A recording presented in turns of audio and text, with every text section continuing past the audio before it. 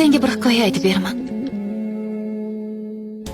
Farishtalar baxtni nimaligini tushunmagan odam bolasiga dars berib qo'yishni xohlashibdi.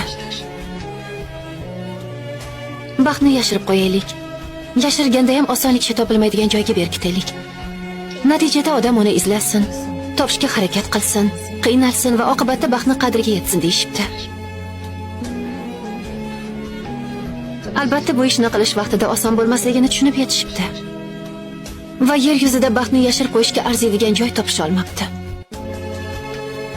Bittasi dog'ni eng yuqori cho'qqisiga yashiraylik desa, boshqasi yo'q, aksincha ummonning eng chuqur joyida saqlaylik debdi.